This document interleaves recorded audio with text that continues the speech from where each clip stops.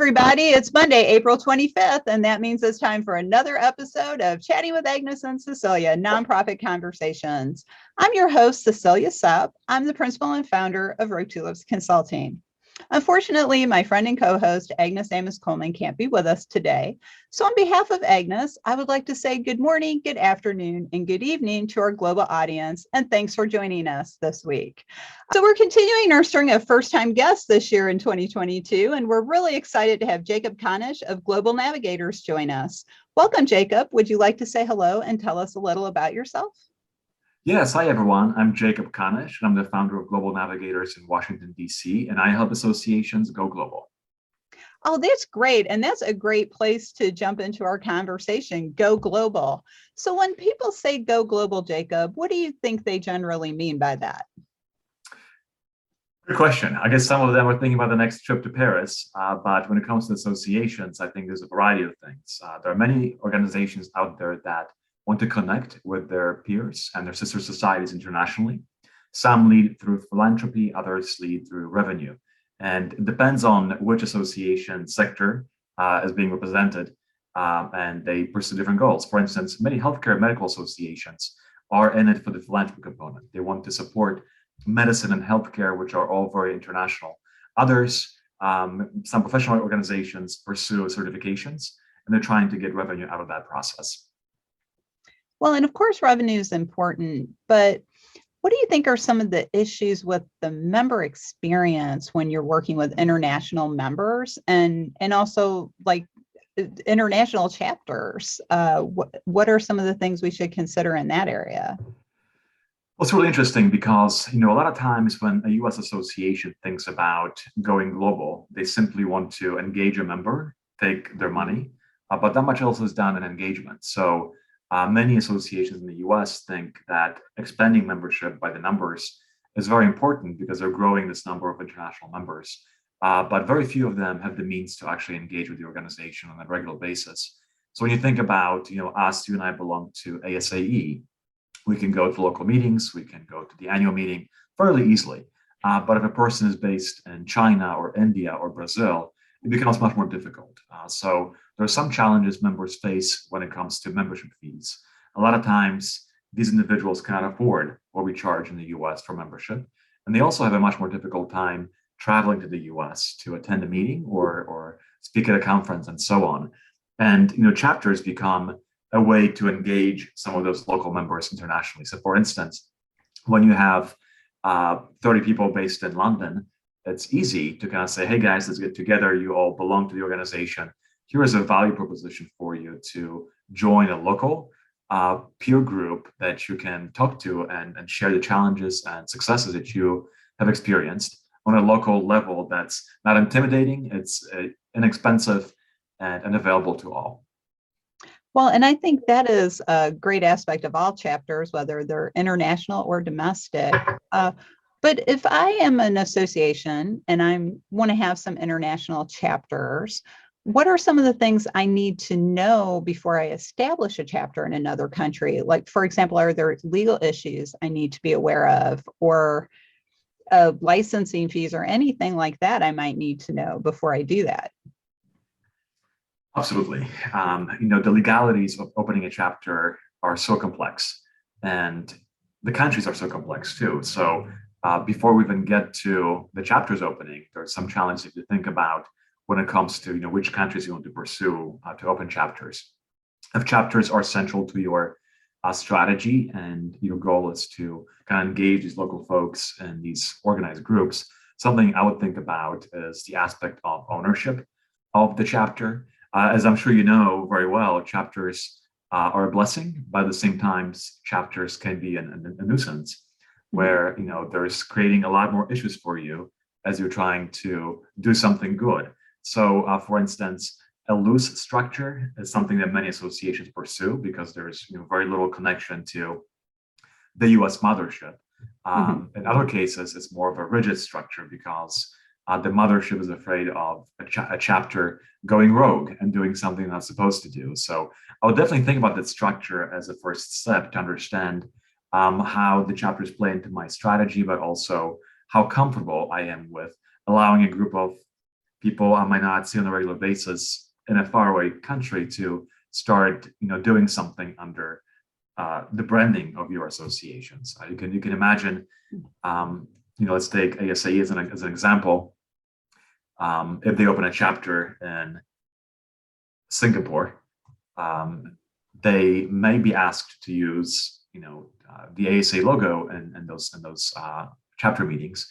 Would ASA be comfortable with that? And a lot of times the question is no, because organizations like associations want to keep their branding, want to keep their intellectual property value, kind of close to them, so that nobody's running around using a logo. So there's a lot of legal aspects of this that are certainly top and center for people who are doing this. And let me ask you, Cecilia, have you experienced anything like this with an international chapter kind of going rogue, or? Oh, well, actually, I think I'm glad you asked that question. I've been trying not to laugh when you said they're a blessing and a nuisance. Right. A lot of people may not remember I was a component relations professional for about 15 years in my career, and I love it. And I got to work in a lot of different models. But you do have these issues of people, logo abuse, for example. And I don't know why people feel that they want to abuse the logo all the time, but Yeah. you send them the style guide, you say, here's the logo, here's how you can use the logo. And one that really jumps out at me is we had to contact the St. Louis chapter at a group I was working with and say, you really can't take the spinning diamond out of the box and put it inside the gateway arch. And they just could not understand that. And they fought and they pushed back. And I said, well, you could put an image of the gateway arch next to the logo.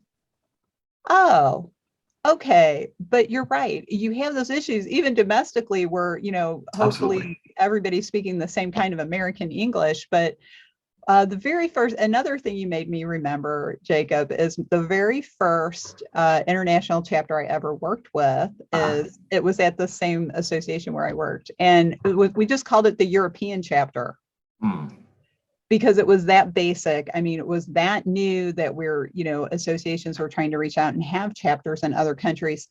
And it covered all of Europe. It was like England all the way to Eastern Europe, one chapter. Wow. And that was kind of difficult to serve them because, first of all, they were on the other side of the Atlantic. Second of all, they did have different languages to deal with. Third of all, we did have some issues with, are we sure we can do this? Can we let them use our logo? Can we give them any sort of staff support? And I have to tell you, they were actually pretty cool about everything. They made sure they were not abusing the logo or misrepresenting the organization. They did their best to represent us well in other countries. And that international chapter has since led, that whole association has gone completely global, and they have members all over the world now. So it's kind of nice to know to see that you help plan does that. But yeah, I could tell you stories. Name names that I want. But yeah, it is difficult when chapters push back.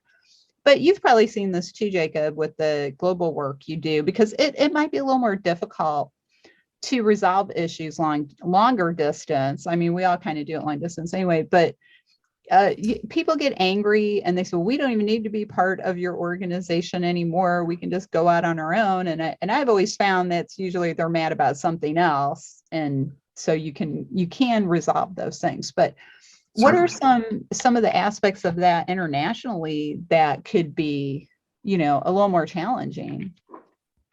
We mentioned a couple of things. Distance is certainly an issue.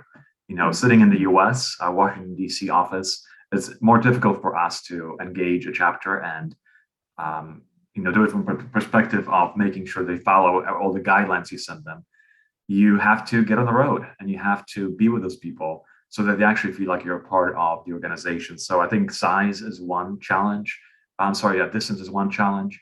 The other item you brought up is that Europe is a very big place. People speak all kinds of different languages. They have different customs. They have different cultures, different backgrounds. So having one chapter for the entire continent will be very difficult. At the same time, it could be, a good way to start, right? Rome wasn't built in a day, and there's many different models and approaches to to go global. And if some associations decide to go to Europe and open one chapter of the continent, they will learn so much through it. And perhaps that will be, a beginning of the journey for them to eventually understand they have to have individual country chapters versus the whole continent. But that reminds me also about my past experiences working with international chapters where, you can check the box by creating a chapter. But what's more difficult is actually managing that day-to-day activity for the chapter. So I worked with a chapter in China, and they were engaged, they were eager, they wanted to organize events. So we were very pleased with them because they kind of took that leadership and ran with it. Whereas in other countries, going back to an example I had in India was kind of the opposite. People wanted to have a chapter for the recognition and the prestige of being affiliated with kind of the mothership. On the other hand, it became much more difficult for them to do anything on the ground because they were busy. There was a lot of other things going on. So, our goal was to engage individuals in India through a chapter. But once, we established the chapter, everything else, the operations became much more difficult. So there are certainly many examples like that many of my colleagues are experiencing. Well, one of the things that I have learned over the years, just from my own studies and my own experiences, is belonging to a group has a very different meaning outside the United States. For some countries, like in France, you really need to be part of a group in order to advance your career. The United States, you can belong, but you don't have to. Our strength tends to come from the fact we come together when we need to come together to accomplish something, and then we kind of go our separate ways again. So what are some insights you could share about that, the different concepts of groups? So like belonging to groups in Asia is also very much of a driver, like it is in Western Europe. I'll be honest, I really don't know about Africa or Eastern Europe or South America, but I do know Western Europe and Asia, it's very important to be part of groups. So what are some things that US associations who want to reach out internationally should know about those group differences? I like this question a lot because I feel like in the U.S. The idea of associations is very closely connected to democracy and our Constitution. We have the right to gather and we have the right to petition the government, and these were the two kind of pillars, that propel many associations in this business because the people want to come together, people want to advocate for different professions or ideas, issues, etc. This is not always the case in other countries. Because in places like China, gathering can be seen as a threat. So an idea of belonging to an organization in China is very different than what we experience in the US. But at the same time, associations are also common to other countries or other regions. For instance, in Europe, there are many professional guilds going back even before the US came together, where people were still coming together to meet and have a beer and talk about particular trade they were working on, or another issue. These are also common in Asia, and something that I found very interesting a few years ago is, I used to work for ASAE, and we conducted a study on some of the countries that have a robust association structure, and South Korea came up as one that had many different association models and success stories. So associations are certainly universal. There are many of them and South America and in Asia and Europe. I think what US association executives will find of interest is that the level of sophistication is very different among those groups. In the US, an association management or association management is a profession. I still tell my mom, I used to manage associations. She doesn't know what I'm talking about. But, oh yeah, that is the problem we all deal with. Right. Yeah. In general, associations are money-making businesses that are a big part of our economy. And I believe there was a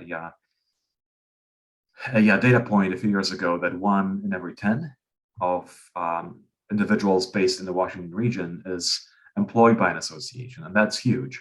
So when you think about it from that perspective, associations in the US are very well developed, sophisticated machines. In other countries, it's not the same. We will see in Europe that some associations are well developed, but not to the same level as the US. They will not have as many staff. They will not have as many revenue generating products and services. Some will only have a volunteer or two who run the whole shop. So, when a U.S. association is looking for partners or other, anchors, because partnerships are a very common entry strategy for many associations, they kind of have to look at, will a partner be equal to me, or will they expect me to help them set up their operations? And something else I've also noticed over the past few years is that associations in Europe are also very quickly developing their operations to kind of mimic, in some cases, the US operations. But some of the medical groups, for instance, are almost as advanced as they are in the US, and sometimes compete with the US associations. And when you look at Europe, there's a lot of competition, but when you look at South America, for instance, there's more of an expectation that you will, as a U.S. association executive, kind of help them, develop. Mm-hmm. Well, I think we have touched on so many topics that could actually be more episodes. I think we could focus on a lot of Right. those things. But believe it or not, we're near the end of our episode already. I want to thank you for joining us, Jakub. This has been a great conversation. And when we wrap up our episode, we like to ask our guest, what is the one thought you would like the audience to take away today? And then if they want to follow up with you about taking their own association global, what's the best way to get in touch? Okay, well, thank you very much. And yes, certainly our time together went by very fast. I think one thought I'd like to leave with everyone is that one size does not fit all. Mm-hmm. And there are many ways to approach going global. And certainly, me and my colleagues can help identify the best pathway for an association to go global. So folks can reach me. My website is globalnavigators.net, and all my contact information is listed there. So thank you so much for this opportunity, Cecilia. Oh, that's great. Well, thank you. And we'll definitely be inviting you back, Jakub, so we can dive in a little bit more into the international aspects of associations. Unfortunately, we have to go rogue for now, but we'll be back next week with another exciting episode of Chatting with Agnes and Cecilia Nonprofit Conversations. If you haven't subscribed already, you can subscribe on a variety of podcast services. We're available in video and audio format on Anchor.fm, Spotify, Apple, Google, and Amazon Music. So check us out on your favorite platform. If you'd like to learn more about Rogue Tulips Consulting and how we can help your organization bloom outside the box, check out our website, roguetulips.com. And if you are a CAE or a CAE candidate looking for education to further your career, check out our education program, the 501c League, and you can learn more there. You learn more about the league at the 501cleague.net. Thanks, everybody, and we'll see you next time.